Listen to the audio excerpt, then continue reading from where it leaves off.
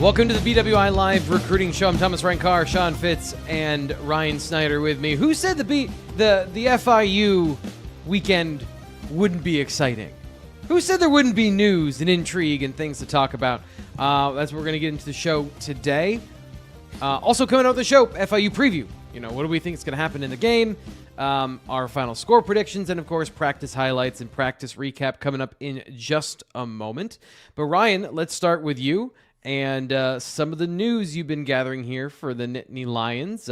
One of, I think, everyone's favorite things is when you put an RPM in. So what's going on? I saw that on the site the other day. My bat signal went up, and I went to the film. Just because, you're usually dialed in on these things. So where are we going to start the show today with the biggest recruiting story of the week? Yeah, it's really the only recruiting story of the week. It's just to talk about the visitor list. That's not true. But it's certainly the biggest. There's just not a lot of town.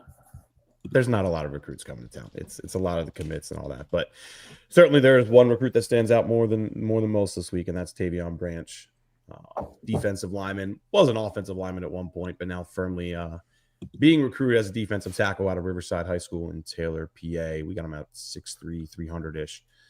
And, it's, I think, really was it Friday, I believe, when he decommitted from Rutgers. It certainly grabbed everyone's attention quickly because this is a recruit that, remember, he camped at Penn State 3 times to earn an offer, a guy who's been on campus 8, 9, 10, 11 times, something like that. So, whether it was Penn State liking him more as an offensive lineman and not really them 100% getting on board as far as, back in the summer, whatever that was back then, it seems like Penn State is fully on board with him being a defensive tackle now. And, now that he's decommitted from Rutgers, has an official visit set to Penn State this weekend. I think this is lining up pretty well for the Nittany Lions. So whether it happens this weekend or not, we'll see. He's mentioned a few other schools, Auburn, Colorado, Ole Miss, maybe one or two others as schools he may visit.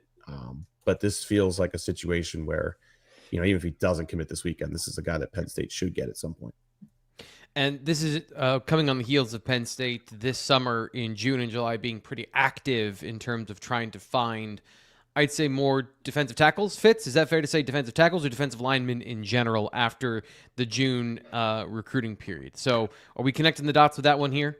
Yeah, I think the defensive line just in general, they've got some good ones committed. I really think so.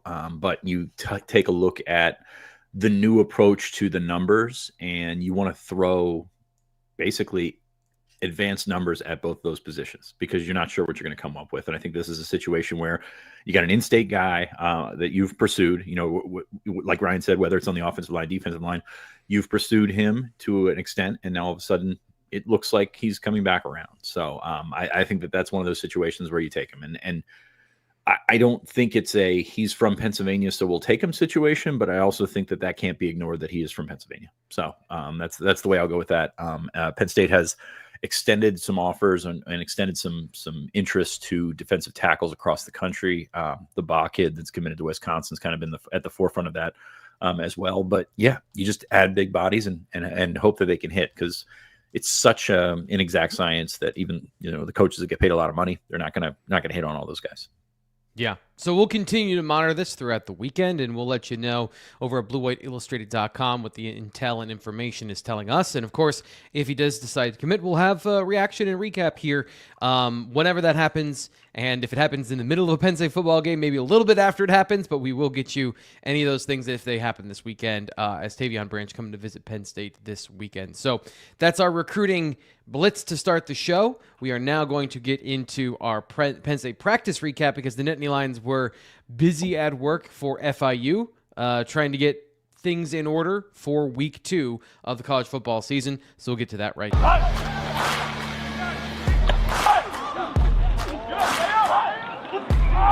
You gotta win, goddamn Tyler. You gotta win.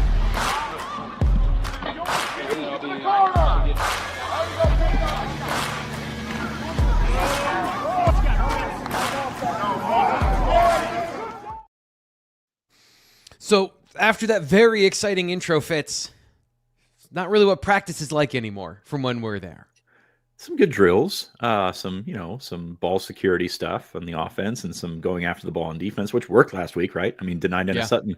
I don't know who, which student assistant volunteers to get punched by denied Dennis Sutton when they have a football in their hand, but more props to them. Congratulations on that. No, I mean, you're looking at that, but really it's a personnel check anymore, right? You're taking a look at these guys who are in the groove after a month of camp, and now you've got a week behind them. Who's there, who's not. We saw a couple guys on Saturday that were, on the fence and out, and one was questionable. He was held out. So we got to see Zariah Fisher again on Wednesday night. That was the big one. You take a look at what Penn State's got at defensive end, and I know the trope on that is that, Zariah Fisher is hurt a lot, and he absolutely is, and there's no getting around that. But at the same time, when he's healthy, they're gonna play him because they think he's a really good football player. So I hate to go too far down the Bauer path there, but they want him there. And getting him back is big, because you take a look, and T. Frank broke down the young defensive ends, and who are uber talented and showed a lot on Saturday. A lot of that talent, a lot of those flashes on Saturday. But there's difference between flashes and production, and being a stellar part of an entire defensive unit. And I think those guys will get there. And I think they're going to probably take a big leap from week 1 to week 2. But you've got a guy like Fisher. He's played in, I know he's been here forever. He's played in 24 games. It doesn't feel like it, but he's played in 24 games for Penn State. And he's done a good job while he's been in there. And to be honest with you, from a human level, I hope he succeeds, and I hope he succeeds really well, because he's been through it. Yeah. And, that's one that everybody in the building is rooting for. So Zariah Fisher back, I think, pitch count is the way to go with that, right? Yeah. Can I ask you about that just Sure. in general, in terms of 2 games before the bye, then Oregon, and everything setting up for that? How much do you think a player like Tracy or Zariah Fisher needs to be up to full speed by that point? Somebody who's been, a veteran, but has, been out of camp for, I think, both spring and summer, and is kind of have this lingering return to play thing. What is that ramp up in your mind? Does he need to play? I guess, what is the pitch count in your mind this weekend? Oh man, that's your first question was better, because I don't know what a Sorry. Everybody was right around 20 snaps. Everyone last week, like everybody played 20 snaps, give or take. So with Fisher, I think you're probably thinking like 10 to 15 snaps. That'd be wonderful. With Tracy, probably a little bit more than that. He was listed as questionable last week. We've seen him at practice, and he's kind of been in and out, and he's the one that missed all spring, whereas Fisher was around. And that was kind of the line that Penn State had to walk in the spring was, this guy needs reps, because, he's been out for a year, but also we want to take care of his body, because his reps in the spring don't matter as much as his reps in September and October and November, etc. So you've got a situation where you're kind of holding off, and you're kind of holding those guys back. Kenny Woosley stepped in last week. Colin Dinkins stepped in last week at nickel. But I think that Tracy is the one, if he's ready to go, indeed, then that's the guy you kind of throw back like a 3/4 load. I think that makes sense. Yeah, especially with the way, as you mentioned, Kenny Woosley played, and how I think the defense in general wants to get those young guys reps in the secondary. We talked to Antoine Belgrave-Shorter after practice. Was it also AC Collins, I think, was there yesterday? I don't know who you talked to, but Belgrave-Shorter was, interesting guy, very quiet but confident, and talked about, the communication and how things went in the secondary last week. So all of that balancing act, trying to get everybody ready and everybody up to speed, is going to be interesting to watch. And, of course, we'll have it at bluewhiteillustrated.com. Other side of the ball, did you have more on the defense? I want to talk a little bit about the offense. Point, because you're looking at Fisher at defensive end, and the communication is important there, no doubt about it. But the back seven, it's really hard to play in the back seven in this defense. And Tracy's going to have to be out there, because, he missed all spring. So this is sort of like jumping in the cold tub, like just taking that plunge, and he's going to need those reps, because they're going to need him against an offense that's going to be really fast in a couple of weeks. The running back 3 situation continues to be fascinating, Fitz. We got a chance to see the offense and the combinations. Quentin Martin was back to practice yesterday. Now, he was back the week before, this time working with the twos. How do you view that particular situation at practice and the indicators that it might have for this weekend, which seem to be not super precise this year in terms of who's there and what happens on Saturday? The indicators in the brief window of practice have not been there at all. Like you looked last week, and we saw Quentin Martin wearing his number, and I was like, okay, well, if he's wearing his number, he's got, he's going to be the number 3 guy, and then does not play. More likely scenario, and T. Frank, we talked about this before practice, is that he was wearing his number because he was going to swap out to a light blue jersey when we left. That thing is what you're looking at. So this week we saw him and Corey Smith in those scout team numbers, but Corey Smith was in a scout team number. Cam Wallace was in a scout team number last week. Those guys played. So there's no tipping of the hand, and it might just be a feel thing, and it might just be a rotational thing. I don't think that's really anything overly scientific for Stan Drayton to deal with. The only thing that really came out of it was that, hey, I thought Cam Wallace was pretty good, and that Frank admitted or I guess it was Monday, he admitted that Martin was just getting back into practice, and he's been bumped up, through his entire career. Really, he's dealt with a lot of nagging injuries, and he's got to get past that. I mean, I'm not saying sack up or whatever. I'm saying he's got to be healthy in order to be a contributor. And I don't know if I can say that on the air. Sorry, T. Frank. But I think that he's got to worse things have been said. Yeah. he's got to be a guy that puts those injuries behind him if he's going to find his way into the field regularly, because he's a really talented kid. He's a really athletic kid. There's a lot to like there. Just we haven't seen Quentin Martin yet. I don't believe so. Yeah, and that's the thing about football, to kind of echo that point, is there are always circumstances, there are always factors you have to have in the conversation to make it fair, and Penn State's going to be safe with his injuries and safe with his players' health, but it is a bottom line sport where if you're not out on the field and you're not contributing, that in the end, that is the answer. You need to be out there, and however that happens, you like you mentioned for Zariah Fisher, you hope for these guys to have the best opportunity in front of them to succeed or fail, and part of that is injuries that is a lot of times out of their control. I think with Fisher, the narrative, the fan narrative, like that we've talked about on the show earlier this week, is like that he's taking reps away from Chaz Coleman and Yvonne Kemaju and the younger guys, and I don't think that's the case. I think they want him out there as a stabilizing presence and a guy that can also make plays. Like that's kind of the I love the Chaz Coleman, shiny new object. I get it. He's uber talented, and I was excited to see him play last week, and he got close a couple of times. But like I think that having a guy like Fisher out there, not unlike having Nick Tarburton out there a couple of years ago, those guys can make a difference. And it might not be a 10-sack difference, but it can be a guy that opens up a lot. And, you broke down Harvey last week. Harvey started the game. He wasn't as bad as people said he was, but also a lot to improve upon, especially in the run game, getting too far out of the play, getting too far upfield, but also showed some really nice things there. So again, I haven't changed my thought on being very excited for the 2026 defensive line. It's just, let's get through 2025 first, because that's why we're here. Yeah, I think the run defense and kind of the meat and potatoes of what he did was really good. And there were a lot of understanding assignment and then being able to execute the assignment. But then in very specific situations, there were areas where he struggled to kind of be in the right spot at the right time. And if you want to focus on one or the other, you can do that. He had 13 snaps. So that is not a lot. That is not a large sample size to say that Jalen Harvey is good or bad at run defense. There was good, there was bad. And to your point, that kind of meets you out in the middle in terms of your performance in a football game.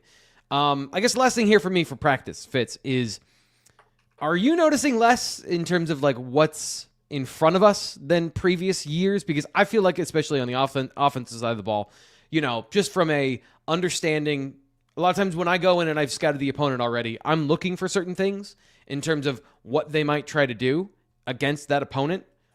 And there's just so much less I'm seeing because feels like there's less that they're doing. I didn't know if you got the sense of that, if that's an intentional thing. Not to say they're not working, but like they're not doing things in front of us that I feel like I saw in previous years. Just wanted to get your thought on the flow of practice when the media is there.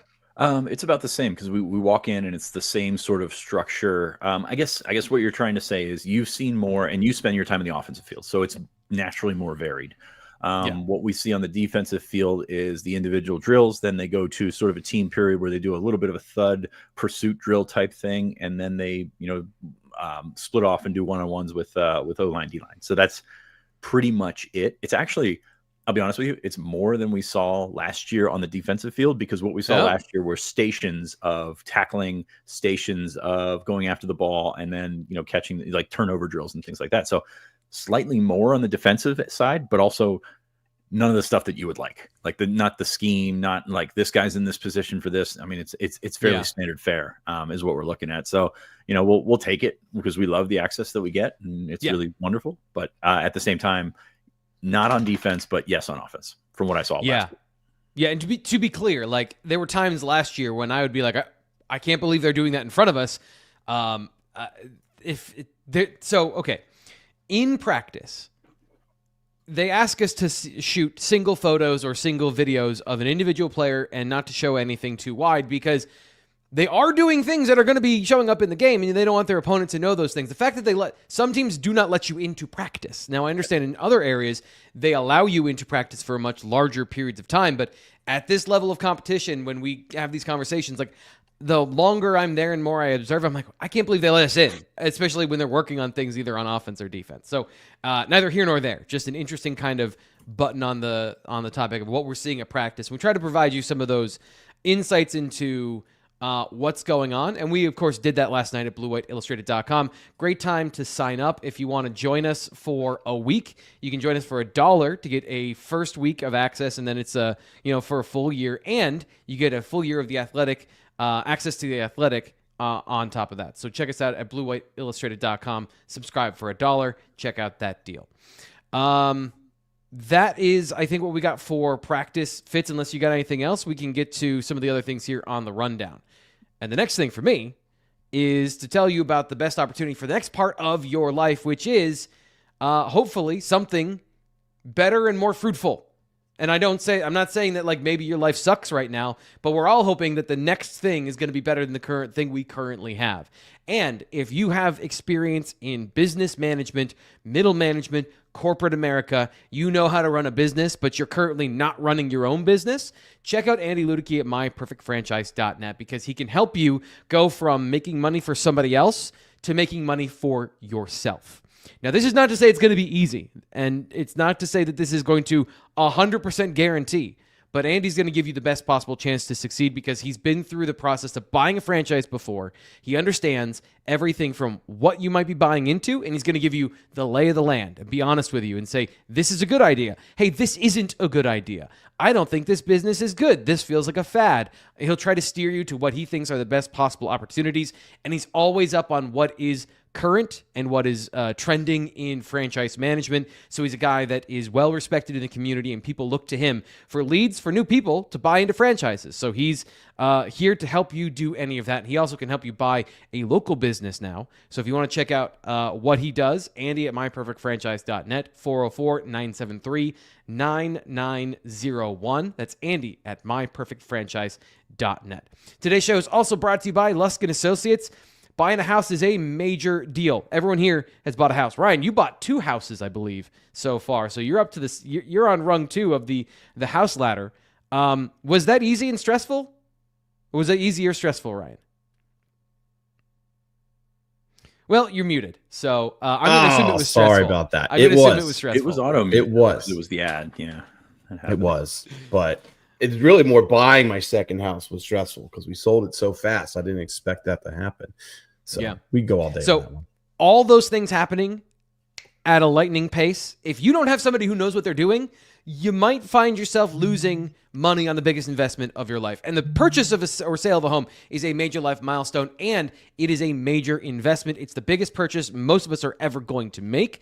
So do it right. Lusk & Associates Sotheby International Realty is known for delivering world-class service, and now they're here in Happy Valley. Ann Lusk is bringing her team into Happy Valley. She's well known throughout the state. If you're in the York area, everyone knows Ann. She is trying to move. She is moving into Happy Valley and beyond, offering local expertise and global connections. So doesn't matter the size of what you're buying. If you're buying your first home, like I did a couple years ago, selling a luxury estate, maybe you've got land for sale, a large transaction, big or small, relocating, it's all stressful, and you want to know you're doing it right and you're getting everything correct so that you don't have any surprises that have a lot of zeros attached at the end. They provide a seamless and personalized real estate experience start to finish. I'll put this up here on the screen again so you can see it, so you can get their information. You give them a call at 814-808-7588 or visit luskandassociates.com today. Personally, I love just like looking at homes. I'm super nosy. I want to see what these homes for sale look like on the inside. So, luskandassociates.com, even if you just want to go and check out some homes. Luskin Associates Sotheby International Realty, where experience meets excellence and meets Penn State superfans, and is a huge Penn State fan and a supporter of Penn State athletics. We appreciate her supporting the show here today. Let's get into the next part of the show, which is going to be our recruiting recap. Now that we're into week 1, we've had Nevada feedback and preview what's coming up with FIU. We mentioned Tavion Branch, but that's not all coming up this weekend. And of course, we got to get to what happened last weekend. So Ryan, take it away. What were your conversations and interactions with players that visited the Nittany Lions last week versus Nevada, and how'd that go for them? Last week was a really good visit week, I thought. I mean, there was quite a few talented 4-star prospects already on campus, 2027 guys, and quite a few 2028s that I think will be, rivals 300 kind of players. So, for a Nevada game, season opener, all those kind of things, to me, it was one of the best group of 5 visit lists we've seen in quite some time. To me, the 3 guys that kind of grabbed my attention the most, Xavier Balla, running back out of St. Anthony's High School in New York. He was the only guy that left campus with an offer last week, and I'm not surprised by that. Balla had a really good, we'll say late spring. Elite 11 came to State College, was really good there. Backed that up at the Under Armour, New Jersey camp. Sean, I know you were at that, spoke highly of him. Just put up consistent testing numbers, looks solid on film, all those things.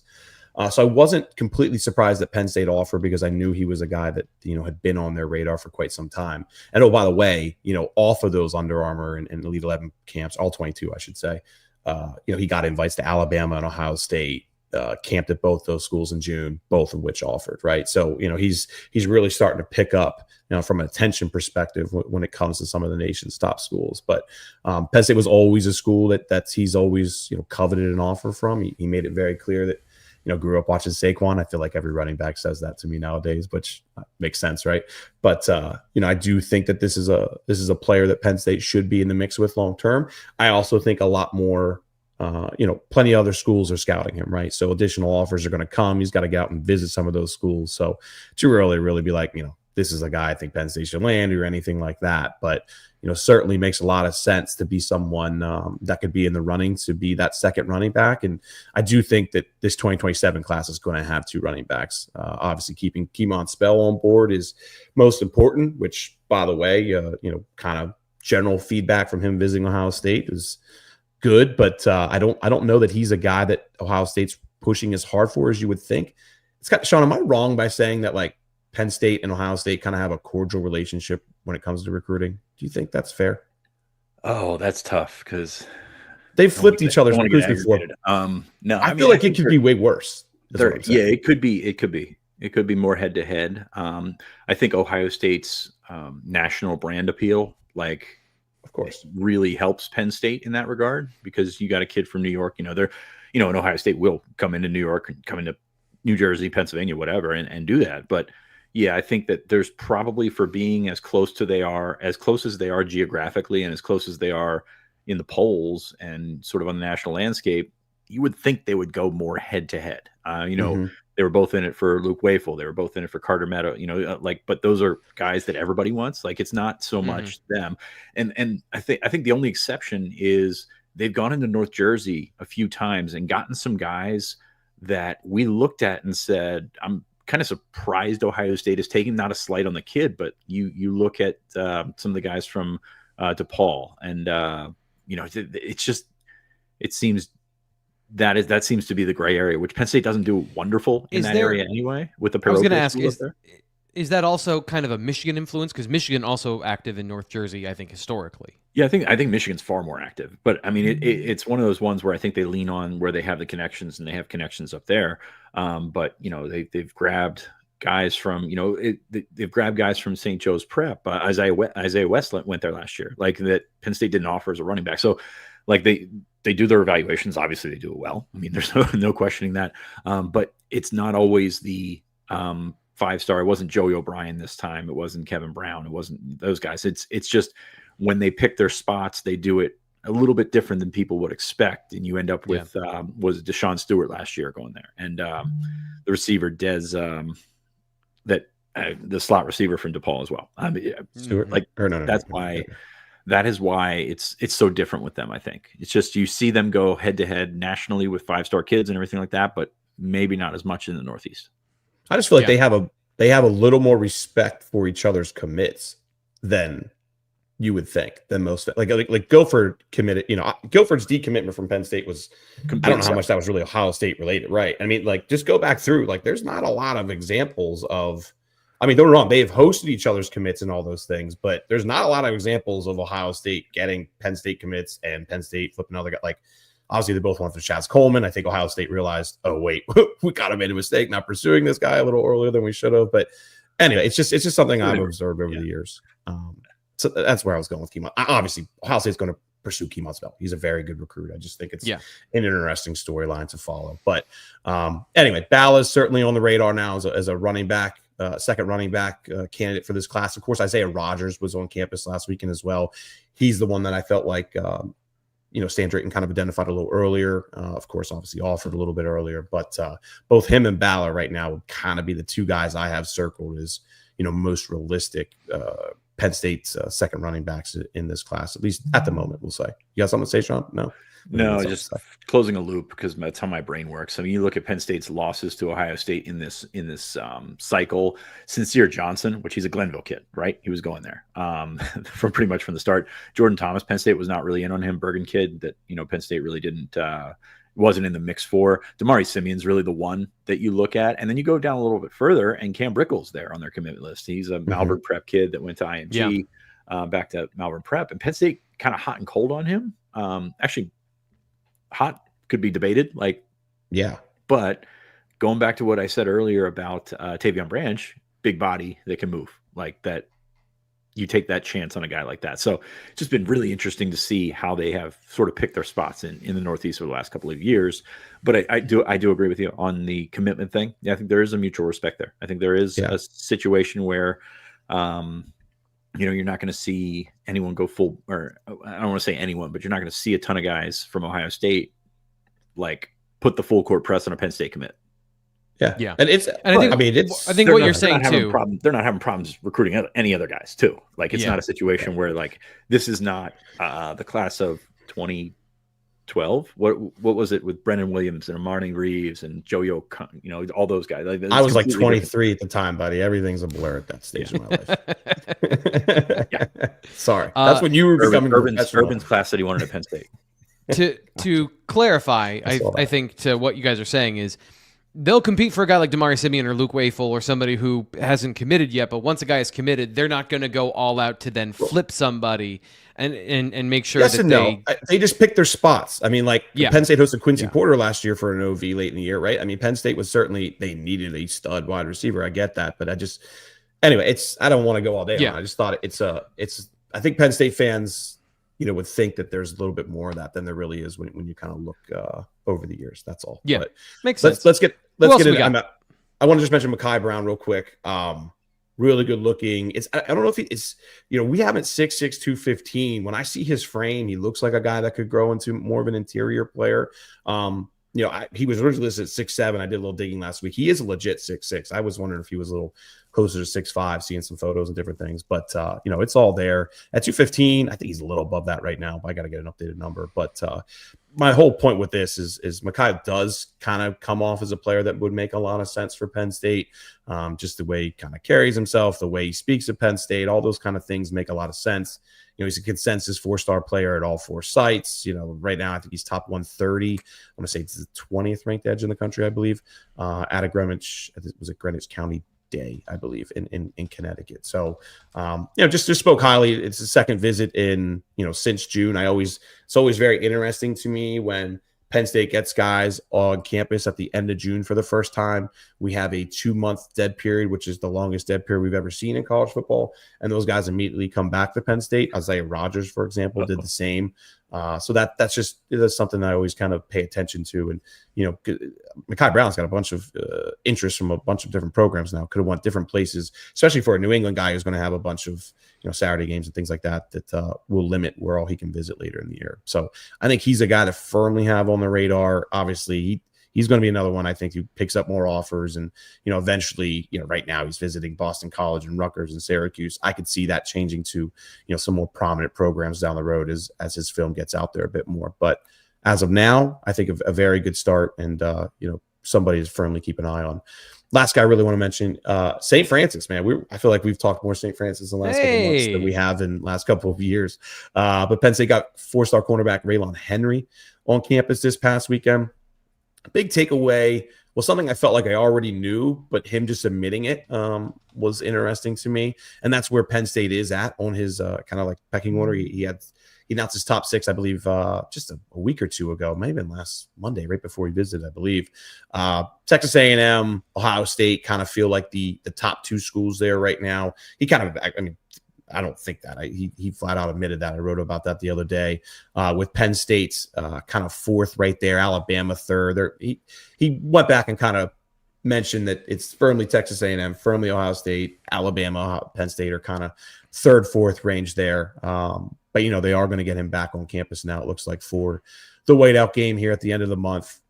Obviously, I'm still in that I'll believe it when I see it thing when it comes to St. Francis players. Of course, we've talked about how, you know, Molly Polidor really wasn't even at St. Francis when he committed. He's firmly out of that program now. But, you know, it was a little bit different situation with Polidor. So, you know, if they're able to pull out some guys from St. Francis, hey, here we go, right? It'll be interesting storylines to follow. Right now, Penn State's certainly in the mix with a really good-looking corner. Terry Smith's in charge. His dad, by the way, played for James Franklin at Maryland. He was a running back at the time when James was the OC there. So there are some, you know, there is some familiarity there. But yeah, we'll see where this goes. He's an interesting player. Just watching him on film this morning. We haven't listed at 5'10". Looks like he got great length. You know, whenever you see a guy who's able to make plays on the ball and plays like a bigger corner at the very least. So he's an interesting one to watch just in general. Any other guys you want to get to, or do you want to talk about some prospects to watch this weekend with the Friday games? There's not a whole lot of prospects to watch this weekend as far as visitors go. I'll say that. I do want to mention Javian Robinson's coming into campus. He is Keemon Spell's teammate at McKeesport. Right now, he's a 4-star player. Penn State hasn't offered. I do think they're starting to think about that a little bit more. So he is probably the one to keep an eye on this weekend as far as offers go. I'm going to double check probably tomorrow morning on, you know, any late visitors, things like that. But, you know, aside from that, it's pretty much the commits. You know, the Monty Christian guys are coming in, David Davis, Gabe Jenkins, Messiah Mickens should be in town this weekend. A few others, Matt Sieg, I believe, but I think LeVar Keys as well. But, you know, aside from that, pretty small group. It'll be a bunch of solid players in Pennsylvania who would be potential walk-on options. I don't know how hard Penn State's going to be adding walk-ons here the next year or so. I think there will be some at some point. But those numbers probably are going to dwindle a bit with it being a 105 cap. And I think Penn State scholarship numbers won't be 105, but it'll be, you know, probably more in the 90s. So we'll see. Gotcha. Okay.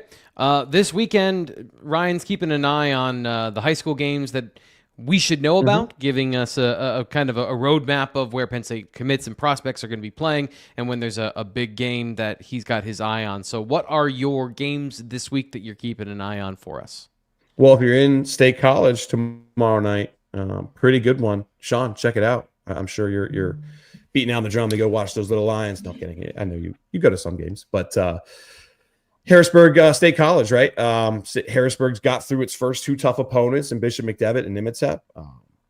The big storyline though is Messiah Mickens. He left last week, I believe in the first quarter, maybe early second, somewhere in that ballpark, with an injury. So his status is still kind of TBD. Coach Cal at Harrisburg keeps things quiet, so we've been trying to dig on that, but haven't gotten a whole lot there. At my when I was digging on it, I think on Sunday, the impression I got was it's not a major injury, maybe misses a week or two, but since then, no one's really said a whole lot, so it looks like they're going to try and keep that as a bit of a surprise. But yeah, Mickens' status is massive. You know, obviously State College is a quality program. Harrisburg had 3 really tough games to start the year. They've got through the first 2. If they get through this one, you know, certainly a team to keep an eye on. I know, by the way, St. Joseph's Prep's 0-2. I know they have played schools that are beyond what most 6A Pennsylvania schools are. Sean's over there laughing, but it's just a bit of a rebuilding year for Prep is where I'm going with. So will they probably win the 6A championship? Probably, but we're seeing some.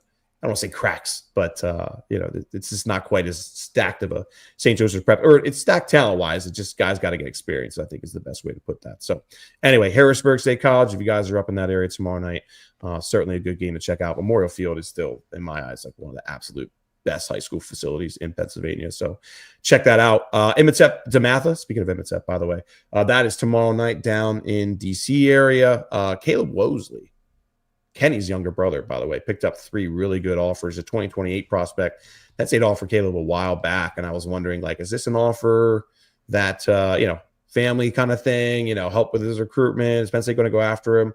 He's off to a great start this year, just out of Maryland, Florida State, Temple the other day, a player that, just I haven't asked about him a ton. He's 2028, right? But certainly does seem to be a player that Penn State has circled at Imhotep. And really, since Kenny and Jabri, I feel like that school is a school they've kind of cooled on a little bit with recruiting, but I kind of get the impression that Caleb's going to be maybe the next one at Imhotep that Penn State really pushes for. There's not a whole lot right now for 2027 that I see them pushing for, but we'll see how junior season goes. But just real quick, speaking of Caleb, like he's going to probably be matched up with LeVar Keys a good bit. Caleb's good in the slot, LeVar's good in the slot, so that's a matchup to keep an eye on. I'm trying to find a feed for that, and if I do, I'll be sure to share it on the site. Last one, Thomas Jefferson, McKeesport, last year's 4A WPIAL championship game. Thomas Jefferson got the best of McKeesport last year. Of course, Keemon Spell did not play last week. All indications are that he will play in this one. So Thomas Jefferson doesn't have a ton of Division I talent, but that's always one of those programs that's going to send a bunch of guys to play Division II, 1AA kind of ball, solid program all around. TJ's always in the mix for the 4A WPIAL, and McKeesport should be in that mix as well. So if you're out there, check that one out. As Nate Bauer said here in the chat, he liked the video. Did you? Always appreciate it. It means a lot that people are here supporting us, and it always means a lot when our coworkers help me do my job here live on the show. To remind everyone, like the video and subscribe here to the Blue White Illustrated YouTube channel. Also, YouTube's rolling out this new thing called hyping videos. I have no idea how it works. I don't think anyone really knows how it works. That's why we hired you, Frank. I know. And I'm still learning about it. So if you want to give me a hand here. I mean, like you are the hype guy. That's never mind. Forget it. Oh, we don't need YouTube to do it. That's you, buddy. I see. Well, anyway, there's some weird new thing where I've only found it on mobile. This is the thing. I've only found it on the mobile version. It's like over to the right. If you scroll over a little bit, you hit the hype, and then you can like give points. And then if we get enough points, our videos get into some sort of like top 10 or something like that. It's very vague right now. But yeah, I mean, if you want to support us and try us out, why not? Again, it's calorie free, as I always say. So those are the games you want to watch this weekend from Ryan. And of course, he'll be keeping an eye on that throughout most of the season here. So we'll keep you updated every Thursday on those games. Now let's get into the game everybody wants to know about. And really what they want to know about is Penn State football playing FIU. FIU is also there. So we're going to talk about what the Golden Panthers, I think they are, bring to the table. I've watched their film, broke down some of the things over at BlueWhiteIllustrated.com. We have our predictions, which are out this morning. We're going to give our 3 predictions here, but you can go check out the full article again over on the site. So who wants to start when it comes to FIU? And Fitz, do you want to give us your overview of what you're expecting from Penn State? This is the problem, is in games like this, we're trying not to disrespect the opponent, but everyone's interested in what Penn State does, and then it becomes, hey, here's what you did wrong last week when you won 46-11. So what we're talking about here is, hey, where are the things that we think that maybe they can improve, understanding that they had a pretty good start to the season? So that super long preamble and all that stuff aside, Fitz, what are you thinking about this game? Sorry, I'm trying to hype us. I got me on here, and I'm just trying to figure all this stuff out. No, I'm confident in Penn State's ability to win this football game. I think we're going to see some strides. I mean, you always talk about that leap from week 1 to week 2. Specifically, I'm looking at the defensive line. Those guys are going to have to grow up, and it's all about part of the building that part of the story to September 27th, and how much can these guys learn and put into process. When we talked to Deion Barnes a couple of weeks ago about Chaz Coleman, he talked about self-correcting and being able to make the changes on the fly, basically in preseason practice, which is incredibly rare for a true freshman to do so. How do you do that with tape? How do you do that with, excuse me, how do you do that with the tools that you have in such a quick turnaround time? I'm excited to see guys like Jalen Harvey, guys like Chaz Coleman, Yvonne Kemaju did some really nice things as well. So I think you see kind of that build up and that kind of learning on the fly, which I think is really fascinating to take a big picture look at it. But as we were talking about in the chat a little bit earlier, is you're looking at a process here. You're not looking at the finality of the product in 2025. Yeah. You're looking at a process, and I think we continue to see that from the levels of the defense, from the front four to the linebackers, and then from the linebackers to the rest of the back seven. Like, you got tiers and chunks that need to work together and eventually bring out the best version of themselves. So looking forward to that. But defense is easy, right? That's why I go to the defensive field on Wednesdays during practice. The offense is something that looked really efficient last week. Drew Aller was really efficient. You got some efficiency from those receivers. Can they go bigger this week? I mean, you watch the Bethune-Cookman game with the FIU Bethune-Cookman game, and that's a defense that's going to have some holes in it. There are going to be some blown coverages. There are going to be some miscommunications. Yep.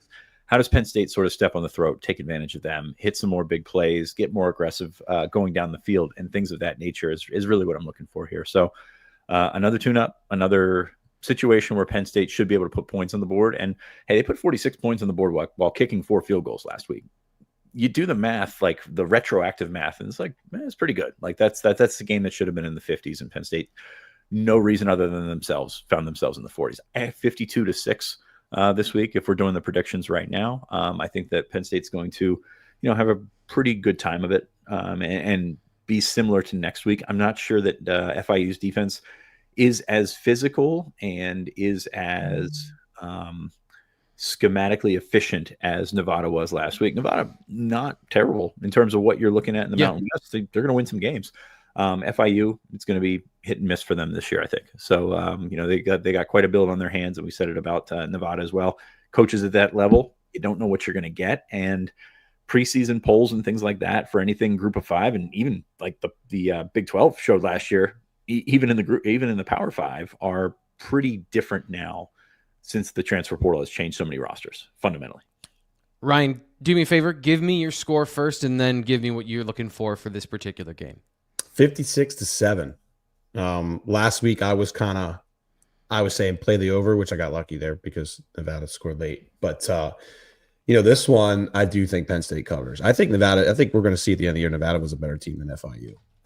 I see a lot of mistakes with FIU's offensive and defensive lines. I thought that was something that kind of grabbed my attention. Don't get me wrong, I did not watch a lot of the Bethune-Cookman game, and of course I'm getting a phone call. All right, sorry. But I mean, there's a lot to work on there with FIU at the moment. I think the main thing is, like, Keon Jenkins is a good quarterback, right? I think he was at Conference USA Player of the Year. Guy throws a ton of picks though. 11 his first year, 8 last year. Against Arkansas, he threw 2 picks. He threw another pick against Indiana. Penn State obviously had multiple turnovers last week. And I think that's going to be another storyline in this game. They have some talent, yes, but I don't think they have the guys in the trenches, to keep Penn State, punting the ball, for example. I do think we'll see a punt this week, maybe, but I don't think we're going to see a whole lot of that. I expect Giroux to be efficient. I expect the backups to play more in this one. I think Penn State gets off to a faster start, a bigger spread, and then Grunkmeyer, who I thought we saw some really nice throws from last week, some good confidence bucket as well. Look for him and the backups to take their opportunity and put up another touchdown or 2 late. So I like this one for Penn State to cover. Last week I liked the over. I didn't really like the cover. I thought that was kind of risky. It's kind of surprising to me that 41.5. What I think last week it ended at 43. A little bit of a bigger number. I just think Nevada looks like a better team than FIU, which is why I feel better about the cover this week. Yeah.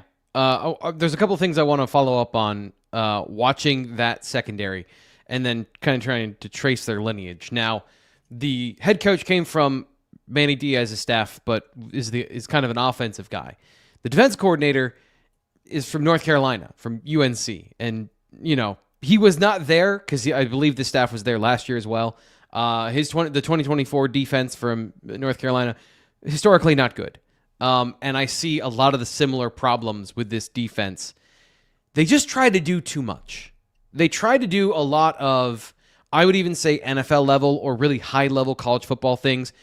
Let's take an example of they struggle with communication on jet motions and motion in general. If you have a guy moving across the formation in empty and you leave 3 players on the backside, they are now useless dead players in the scheme. Like, yes, you need to have the quarterback run game kind of like buttoned up on that side. But if the team motions into a 4-by-1 set and you've got all that green grass on the other side and your linebackers stay in the box, what are you doing? Like, why are you not communicating? Why are you not adapting to what the offense is doing? Trying to run inverted coverages, which is not as difficult anymore as a lot of teams will talk about. Like, I've emphasized that over the years with whether it was Tom Allen or whether it was Jim Knowles or some of the kind of more exotic coverages. That's becoming kind of standard now, of taking guys from odd locations and then moving them into unexpected places. But if you're doing that, again, you have to be aware of what the offense is doing. And these are kind of structural things that I don't understand. So again, where are the threats on the field and how are you accounting for them? If you got 3 receivers to one side and you vacate a defender into the deep half and you don't replace him, or you're expecting a linebacker to replace him from 15 yards away, how are you expecting that to go well? So the things they're trying to do, I feel like, are very advanced. And I respect that they want to do a lot of things and do a lot of things well. James Franklin has talked about how this is a multiple defense and a multiple offense. At a certain point, you are doing too much if your guys can't handle it. And that's what we saw against Bethune-Cookman, was that there were a lot of mental busts, especially in the secondary. I'd pick like 4 coverages and get really good at those. And that might even be too much. Like, pick a family and try to work from there. James Franklin talked about how he expects there to be changes from what they did against that team to what they do against Penn State. Maybe they do that, and they play soft coverages, and they do a little bit less and try to be better at it to not give up big plays. If that's the case, guys, I still think Penn State needs to get a couple explosive plays here, because given the communication issues they had last week, I can't imagine everything's going to be fixed. So would you prefer catch and run big plays for explosive yards, or do they have to be over-the-top touchdowns, 40-plus yards, air ball from Aller to Trevor Pena for a touchdown? Fitz, when we're talking about, now we're getting into, as you mentioned last week, I want to see the passing offense be efficient. Oh, no, now I want big plays. Now, what type of big plays do you think it has to be for this to be the proper performance from Penn State against FIU? Oh, what a question. I want to see him go over the top. I mean, just throw it down there, right? That's what. Chuck it deep. Just chuck it. Just chuck it deep. No, I mean, it's tough because I'd love to see, like, what were we saying all offseason about what this receiver room lacked was guys the ability to make a play after the catch and get upfield and make plays after that. Well, that's great if it happens because guys can't tackle, or the opposition can't tackle. It kind of wears some of the shine off of that, right? And Penn State's going to have to push the ball down the field at some point. You know Drew has a strong arm. You also know that he's missed a lot of those shots before. So how do you get him to take those shots, hit those shots, and get comfortable doing so in an atmosphere? It's not about FIU. It's about the atmosphere. It's about going in a big stadium with, I wrote it yesterday about Amari Campbell. Campbell's used to playing in front of 50,000 people. Now you double that. Like, that's kind of a big deal for a lot of these guys to figure out how to make it work and how to do it under the lights. It's a noon kick, but under the lights, and sort of go with that. So yeah, I'd love to see them push the ball down the field. I'd love to see them do that. I'd love to see a guy that has somebody that's trailing him. I'm not looking for a busted coverage guy. Amari's running 20 yards beyond anybody. I'm looking for somebody to make a play down the field and for Drew to feel comfortable enough to throw that ball. And that's kind of been his holdup is, oh, there's a guy there. Yeah, he might be open, he might not be. I'm just going to, figure out what I can do take the safe the safe one that I know is going to complete, and kind of taking the safe route over some of those shot plays. And I asked James Franklin about that, and he said, like, it's a little bit of both, of trying to take the shots and also calling the shots to go for. I don't think interception doesn't end this game. Yeah. I mean, an interception doesn't end this game or fundamentally change this game, I think. So, especially when it's 40, 50 yards down the field. So, and no, I don't want to see Gabe this week. I want to see less punting than we saw last week, which is 0. So, yeah. I like the predictions in the chat that Penn State's going to get a pick 6, because having watched what's the quarterback's name again? Keon Jenkins. Keon Jenkins. The nickname Fitz. This guy is super aggressive with the football. there was one play where he just decided, I'm throwing it deep on this play. Yeah. And it's into double coverage, and his receiver tries to make a play on it, but like at no point, to kind of wind this back, the reason James Franklin and the chuck it deep conversation came up is because that's the opposite of what you want from your quarterback, to make a bad decision and then have it just be made right by the receiver. You'd like the right decision on a calculated risk of maybe throwing into tight coverage, not throwing into the wrong coverage. So this is what would make James Franklin's skin crawl, is this quarterback just chucking it deep. This is a pure YOLO ball from this quarterback at times. Rex Grossman. Let's do it. He also has a huge windup. I mean, like Byron Leftwich level, bringing his elbow all the way up and then whipping around, and he does not care. Talking about those long field throws across the field, he's willing to make those throws. Now, that's great, to give your team a chance to win. It's not great when the other team is bigger, faster, stronger, and also in position to make those plays because of the style of defense. So, yeah, I think turnovers are a possibility in this game. A route is a possibility in this game. Explosive plays. And then I guess the last thing is from the offense, or from the defense. They really struggled to contain explosive runs to the outside. That mix, this doesn't feel good in terms of they were letting players outside of the tackle box. And part of it is what Bethune-Cookman was doing. Give them some credit from a schematic situation of providing the environment of light boxes, spreading the field, and then basically running to daylight.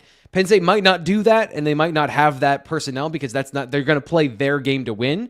But there are massive opportunities for explosive plays on the ground as well, which I feel like, I know we're talking about the offensive line from last week, but just generally like the running backs and the situation in the ground game, and they also generate explosive plays. Like that's another way to generate explosive plays. And we haven't really been talking about that this week on the show. So I just want to throw that in there of a long touchdown run, also an explosive play. Fitz, something that you mentioned 10 minutes ago maybe, and I wanted to circle back to. The front seven and those young players that are getting put into the lineup. We've put a spotlight on Jalen Harvey, Chaz Coleman, Ivan Kamaju, those young defensive ends. But Penn State played 3 linebackers against Nevada. Do you anticipate, or would you expect that this is a game where some of those young guys can build trust? Thinking specifically of maybe a Keon Wiley or an Anthony Specca to maybe play more snaps or play more snaps earlier in the game, or is it really just like that's too short of a time for that turnaround to happen? I'm in the middle because I think next week's probably the time for that. And you got an opportunity this week to obviously do that. I think it just depends when those subs come, right? It depends when you're trying to get those mixes in there and you put in Specca alongside Rojas and just got kind of these different combinations that you're going to have. So I think that the opportunity will be there. I'm not sure that we see it. I do think Penn State wants to get its ones quality, a quality half of football and plus beyond that.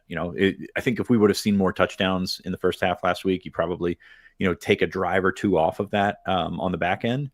But I think they just want to get their ones actual time. And I know everybody wants to get them out of there as quickly as possible, but get your ones efficient rotations, get your ones efficient reps and go from there. And I think that's kind of the important thing here is like, we're going to talk so much about the young guys. We're going to talk so much about the reps that, these guys won't see in the future because they're important, no doubt about it. But also it goes like, so it's sort of in line with that running back 3 conversation that we had. Yes, the running back 3 conversation is important because if one of those guys goes down, but we spend more exponentially more time talking about running back 3 than running back 1 and 2 because we know what running back 1 and 2 are, right? So right. We love the unknown. We love that whole scheme of everything that we cover. But at the same time, those ones need reps. We saw last week the offensive line, 7 combinations in the first quarter. Is that your number? Is that what you had? Yep.